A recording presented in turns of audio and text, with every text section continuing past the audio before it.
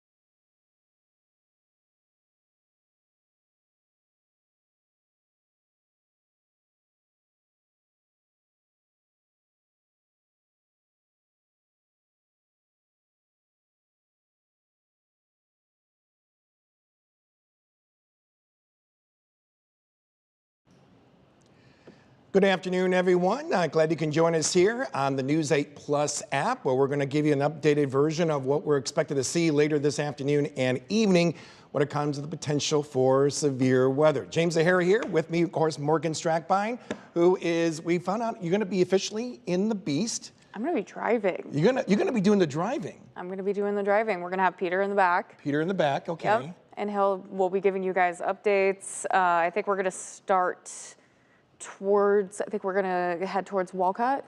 Walcott, okay, sure. Watch the storms come in. So we'll be giving updates through the 4, 5, and 6 o'clock shows. Okay, and of course we'll have actually another chaser in our group that's also going to be making its way probably more south of us.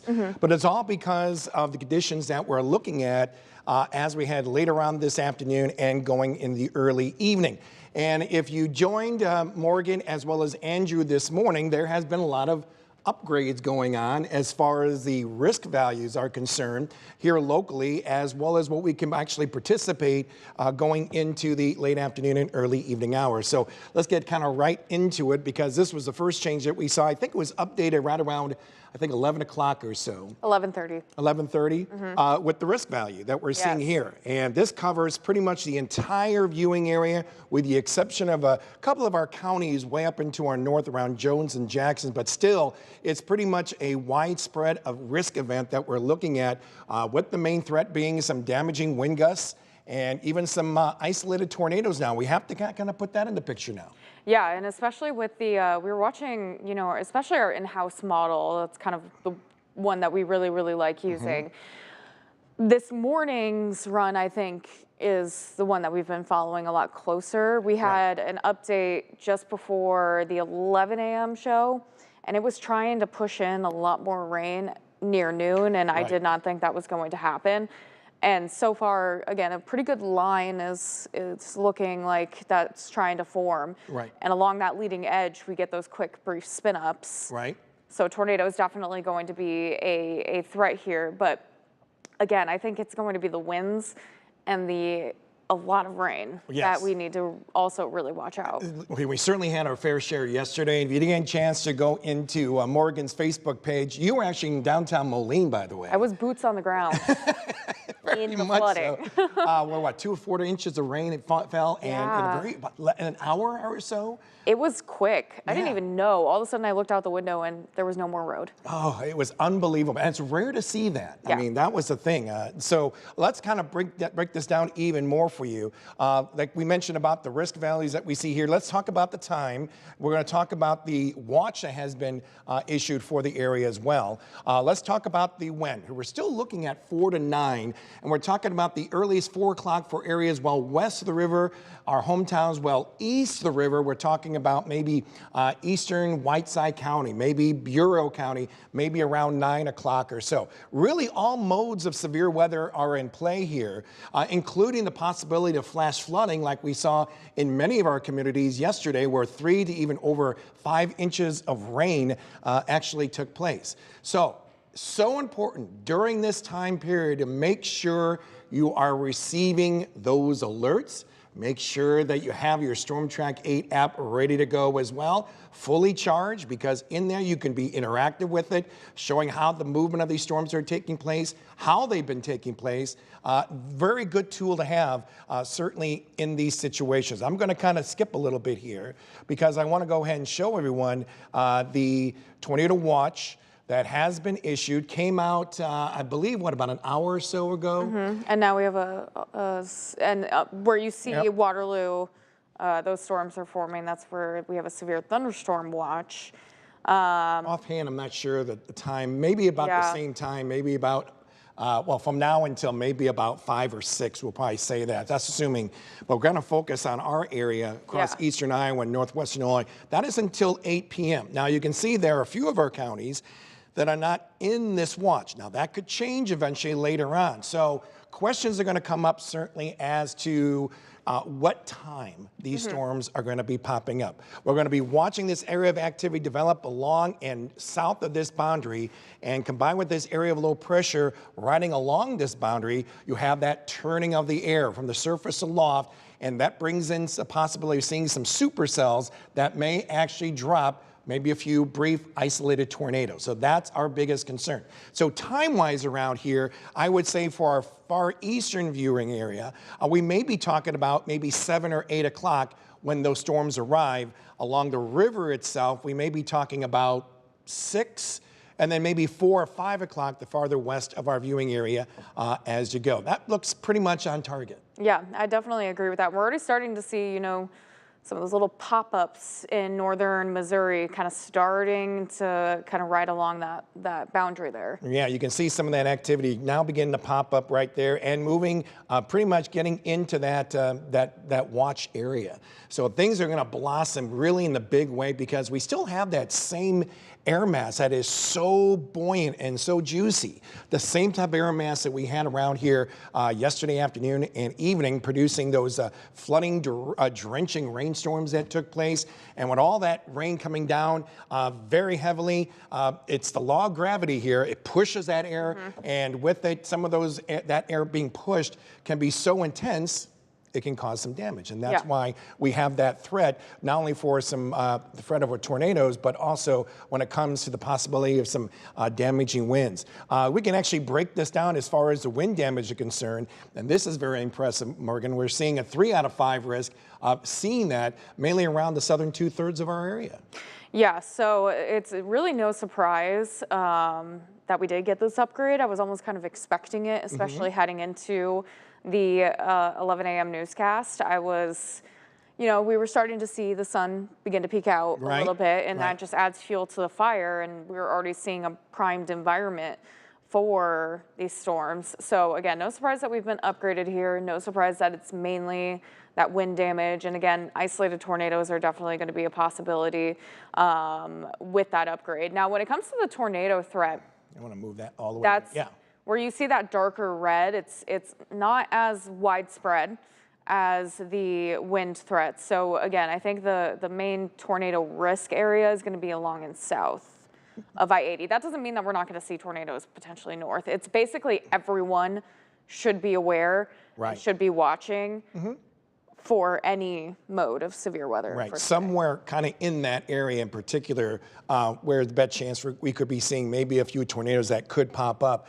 And very likely with that level 3 out of 5 that we're seeing here from the Quad Cities and South and West, this is probably the best area where some of those cells will be more discrete.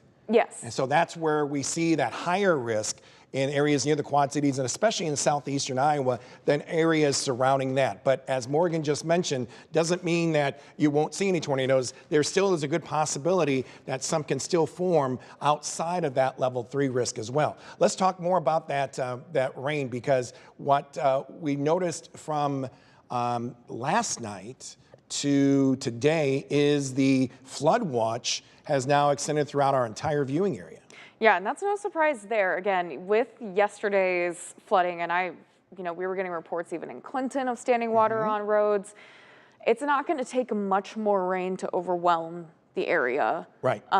Even more so than last night. And we're already seeing, concerns about some heavy rain. So it's not going to take much to see, once again, a lot of those roadways potentially get overwhelmed with that. And again, the concern is we're talking about, between 5 and 7 o'clock that it could be crossing the Mississippi River. The roads are going to be a lot more busy than it was last night at 10 p.m. when we saw that rain come through. So again, I've just been telling people to try to be smart. If you can delay, maybe driving a little bit if you're getting some heavy rain coming through at that time. And I also want to emphasize, never cross a flooded road. I saw way too many people yeah, that's right. going through the standing water in Moline. I would never, especially in downtown Moline or downtown areas like that, where you have so many exit strategies, so many ways around it. But instead, people just go through it. It's not worth your life. It's not worth your car. And it's also not worth, let's let the emergency personnel, you don't want to become an emergency for them. You actually had a little wave that was coming into the business that you were at. Oh, the water was coming into the business. Unbelievable. There were still a couple of cars that were stuck in that water, that standing water as well. Yeah. So eventually they eventually got those out. So here's the reason, because the ground is really saturated. It's already a wet sponge. So any more additional rain, especially coming down in a very short period of time, that can easily cause some flooding. We know that there are some places here and there where we have poor drainage areas. It just doesn't take a lot of water in a very short period of time. So just keep that in mind if you're watching us across eastern Iowa and northwestern Illinois. And as excuse me, Morgan just mentioned, this was the rainfall that we had yesterday. And as you mentioned about Clinton going up to Savannah, Thompson, they had about an average of about 5 inches of rain, even making its way eastward toward Carroll County into Milledgeville. We had some reports coursing around the immediate Quad Cities, as Morgan just mentioned, in downtown Moline. Even parts of Bureau County, just outside of Princeton, they had reports of about 4.5 inches of rain. And likewise, in a small part of Muscatine going into Louisa County, northern Louisa County, they had some pretty heavy rain. Now, the only area that kind of missed out on all the drenching rain has been south of us in areas right along Mount Pleasant, Burlington, and Galesburg. They're looking for some rain. They just don't want the heavy stuff. But I think where that boundary is, as we just showed everyone, I think that picture is going to change in a big way. Yeah. No, for sure. And especially looking at that boundary is where we're going to continue to see a lot of those storms fire off. And right now it has been hugging a bit south. So again, where you do see some of those pop-up storms right now in southeastern Iowa, that's likely going to continue to be the environment where we see these storms continue to form. Right. So the storms that we're noticing from Des Moines and points north toward Waterloo, I'm not concerned. We're not concerned about those storms at all. I think those will stay more off to our north. We're going to keep an eye on the activity mainly along Highway 34 and points south and west. As you can see, things are really beginning to bubble up. Right along the Iowa-Missouri border and points south and west toward Chillicothe. That's the area we're going to be keeping an eye on. And being discrete cells, they have a chance to turn, and thus there's a possibility we can get some maybe some tornadic activity out of this as well. I did put a future track together, and you were mentioning about, and I kind of agree with you on this. I'm going to kind of backtrack a little bit. This is from the 6Z model I think you guys were talking about, because the models ahead of that weren't really corresponding to what was going on this morning. And, and you even mentioned the fact that, even throughout most of the morning, it's been pretty dry, getting some sun out there as well. Yeah, especially south of the area where we kind of have that larger tornado threat. They definitely saw a lot more sunshine earlier this morning. Right. So that was a lot more energy to build into the region. Right. So here's what we have going on our future track, and this really makes a lot of sense here as far as what we can see. Now, this is not etched in stone. Of course, we'll be seeing how these storms well to our south and west evolve as we go through the next few hours, but this is pretty the closest we've seen as far as what could actually take place. And certainly what we're really concerned about, and even the models are still showing this, we saw this last night, is the bowing that is this going on, this bending that we're seeing right here. Usually a very good indication of maybe some strong winds coming down from the storm itself. Yeah, and again, I want to point out the timing. Like I said, you know, it's Friday. Lots of people are going to be out on the roads at 5 o'clock. So again, trying to emphasize, you know, how heavy that rain is going to be. You know, if you can kind of wait a little bit, that's probably going to be your best bet this evening when heading out. This is around 7 o'clock. You can see how pretty much most of the activity is going to be more on the Illinois side. So this is a kind of a 5-hour loop that we have from now all the way to about 7. But you pretty much get the gist of it. So we're counties that are actually, once again, not in the watch until 8 o'clock, like we mentioned about Bureau County. I think we even had Stark County in there. Let me go back to it again. Knox County. Stark, even around Bureau. That could still change for you guys as we head into the evening hours. But this is the box that we're seeing right now as far as the tornado watch is concerned. And once again, we're going to keep an eye where that boundary is and points south and west. Those are the storms that is going to definitely impact our area from about 4 o'clock to about 9. 4 o'clock, really the earliest that we see for our far western viewing area, and then more around 8 to 9 o'clock for our far eastern area. But once again, that could be tweaked a little bit depending on how these storms kind of evolve as we make our way into the next few hours or so. We're going to try even take some questions because I believe not only are we streaming here on the 8 Plus app, but also on our WQAD Facebook page, and we appreciate everyone who's putting in their questions. I know there's a lot that's talking about when is it going to hit this area, when is it going to hit that area. You know, that's the thing. So what kind of questions you got? A viewer asked, what is the current threat of tornado-producing weather, especially in the Quad Cities metro? I'd say for everyone, if you're asking about potential for tornadoes, potential for heavy rain, potential for winds, everyone has the same potential, really. Right. So there is going to be a potential, but with tornadoes, I can't tell you that it's going to form over your home. Right. We cannot do that. Right. So it is going to be just something to watch. And again, if you're going to be following radar, along that leading line, along that leading edge, is likely where we're going to see those little kind of twists and turns for tornadoes to form. Once you get that leading edge past you, usually you're pretty much in the clear from the tornado threat. Now, winds and heavy rain is going to be something that we experience for a little bit longer. And that's something to keep in mind, folks. It doesn't have to spin to cause damage. I mean, a good straight line wind coming from a drenching thunderstorm certainly can cause some damage as well. So don't be surprised. And we'll have probably John Diaz with us as well for our weather coverage on the main desk. Possibly talk about, like we saw in some of our hometowns yesterday, some hopefully brief power outages that could be taking place because of all that wind that may be accompanied by some of these storms. Will the Storm Prediction Center upgrade the wind potential? Do you agree with the tornado potential? I'd say we're pretty much solid on where we're at when it comes to any upgrades. I think what they put out at just around 11:30 with that recent upgrade to a level 3, I think that's pretty much what we're seeing. I see a pretty typical classic level 3 event that's going to happen out here. Yeah, that was really no surprise to you. You guys were kind of talking about it this morning, that there was that very stronger potential for seeing that. And yeah, that certainly is going to be the case, especially from Savannah, Maquoketa points southward. This is an area where likely we may be talking about winds, 60 miles an hour or stronger. There is that possibility. Could get a little stronger. But once you get over 60 miles an hour, that's when we start seeing some of that damage. A viewer asks, is it safe to crack your window, not wide open, if there's going to be a tornado? I grew up believing if we didn't crack our windows a little, that the tornado will blow out the windows in your home. I personally would say I don't think it matters. It doesn't The tornado matter at is all. gonna take out your window no matter what. That's right. There was that old saying about the pressure bit. Yeah. And I remember that when I was a kid as well. Yeah. And they were stressing a little bit of that where the direction of the tornado, whatever the windows are facing where the tornado is, that's when those are the windows you open up to level the pressure. But no, it has nothing Your to do with that. home is not like pressure proof. Correct. The That's a great way pressure of putting it. outside is the same pressure inside, and no matter if your windows are open or not, Right. it's not going to change. That's right. But I get it. The important thing is to just make sure that you stay away from those Yes. windows.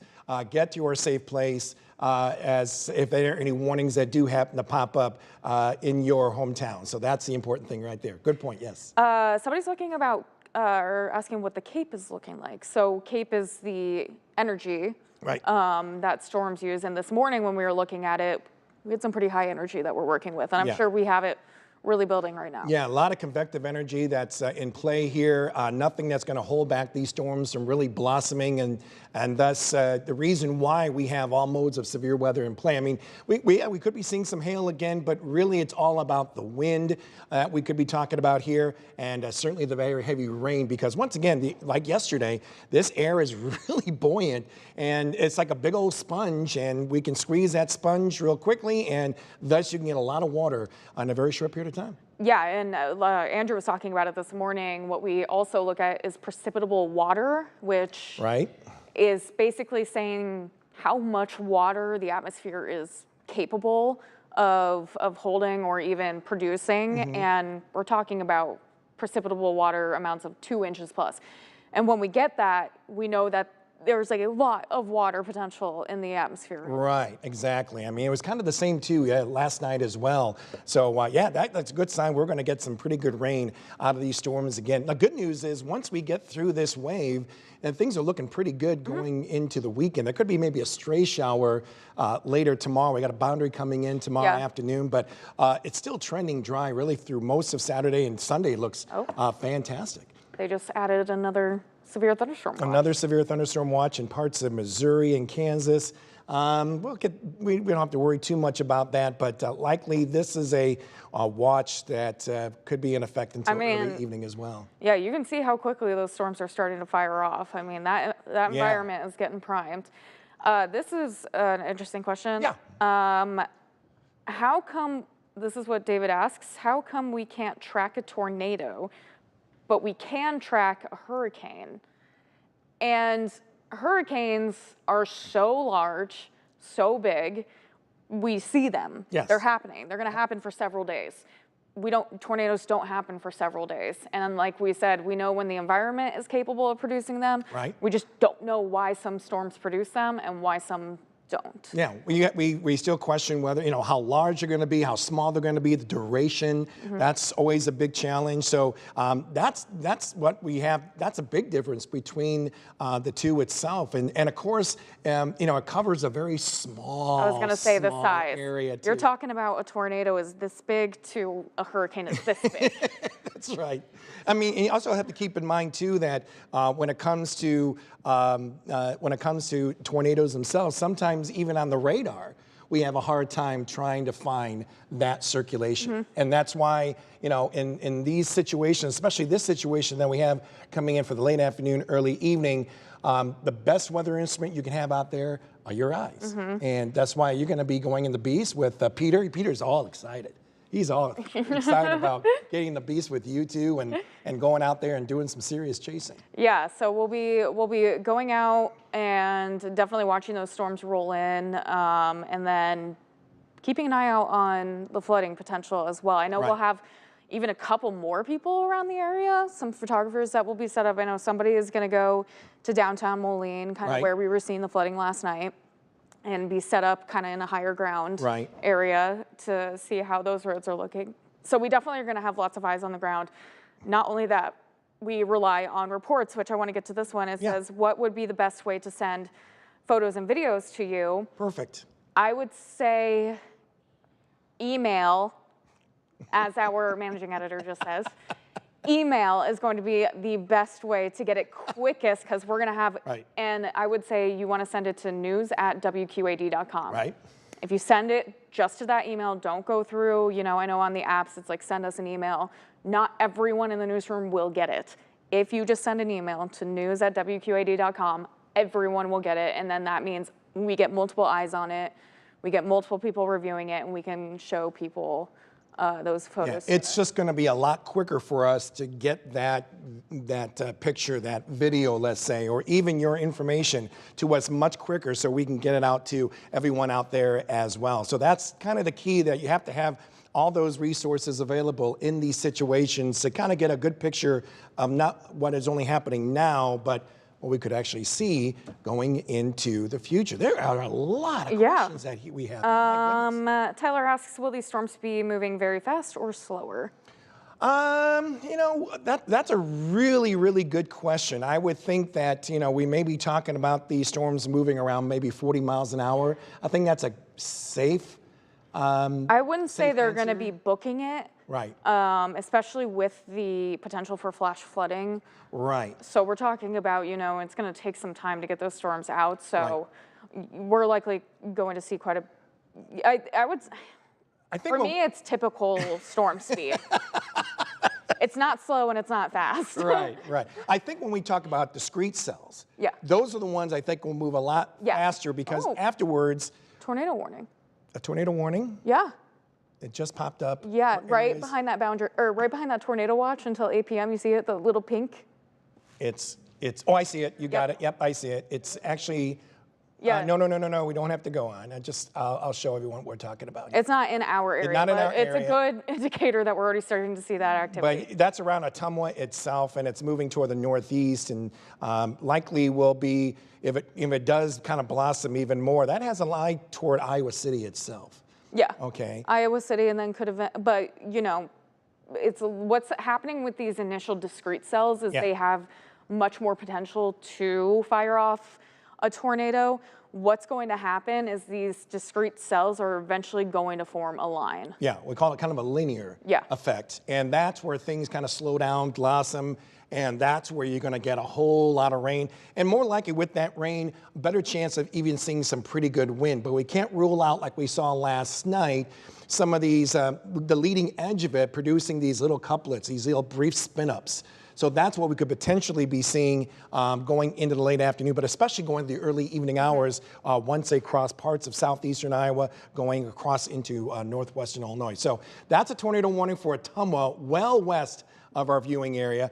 And given the track of that, that will stay just outside of our viewing area. So that's some good news. Once again, we're going to be focusing on those storms that are taking place right around the Iowa-Missouri border, even some of these storms that have gone warned just north of Chillicothe in Missouri. Those are the storms we'll be keeping an eye on as well. Things are going to be really blossoming here going in the next hour or two, that's for sure. Yes, somebody says tornado EF5 possibility. With events like this, it's not as likely. So with strong tornadoes, like we're talking about your EF3 or higher, those tend to be more supercellular, so you get in those discrete cells. With this event, we're gonna see this become more linear.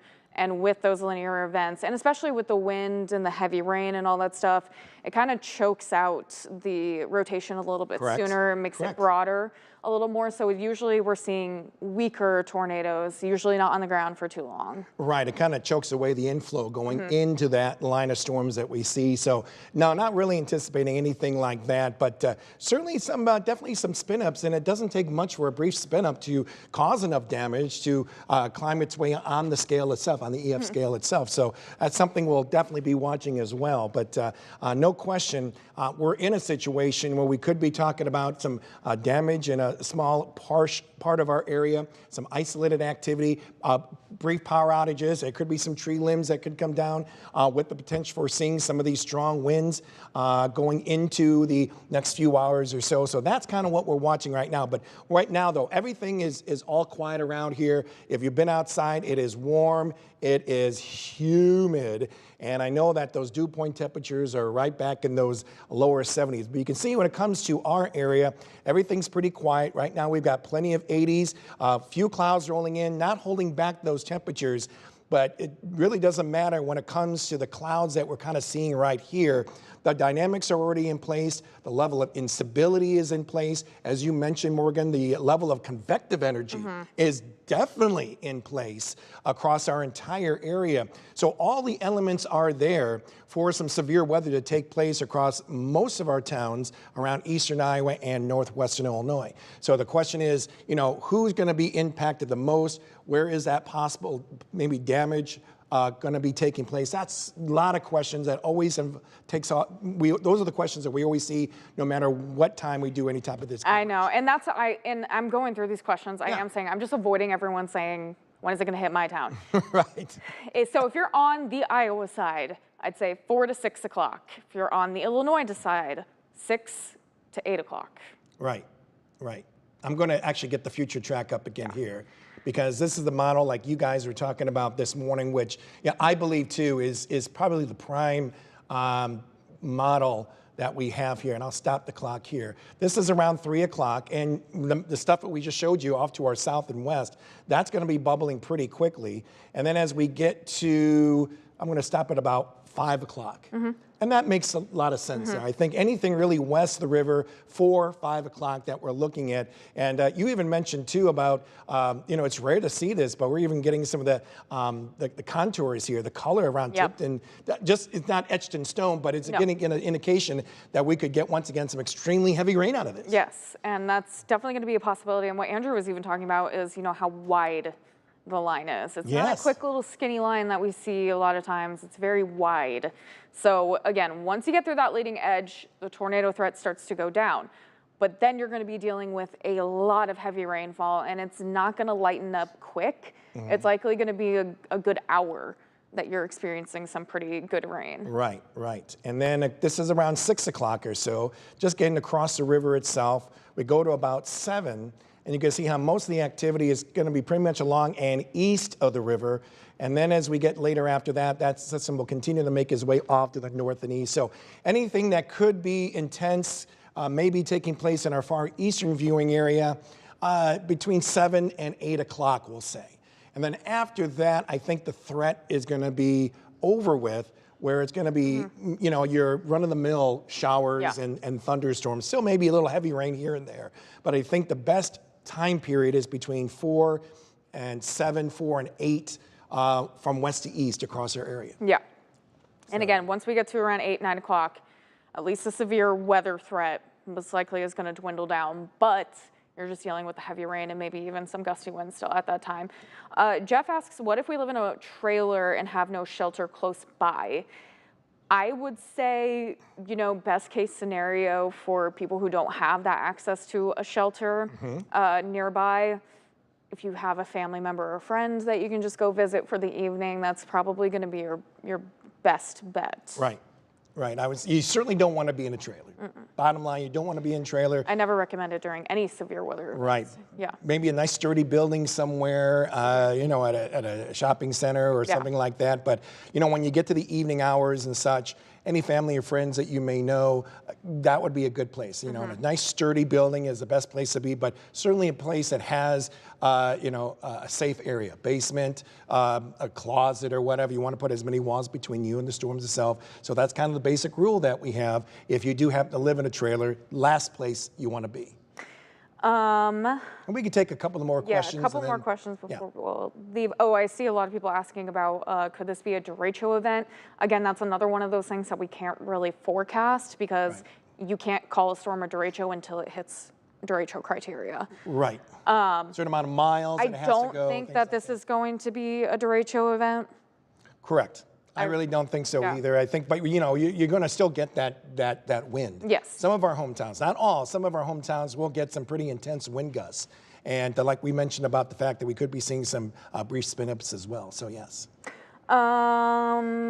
Should people living down on River Drive by Vibrant Arena, LeClaire Lofts, Mullion Enterprise, all those areas, be safe staying at their home / place of employment? They've been saying, just stay higher up. Yeah, again, especially in apartment buildings, if you're just above that top floor or that bottom floor, it should be fine. You should be just fine. Yeah. Yeah. And then Even my daughter who lives there, actually where you Yeah.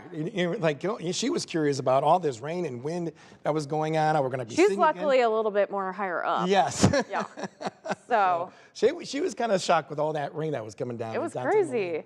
Okay, we'll take one more question. Jennifer in Rock Island asks, could the stalled front move either north or south, and how could it affect the Quad Cities Metro? Basically, yes, it could move either north or south. It's kind of going to continue to do that until we get that area of low pressure to move in.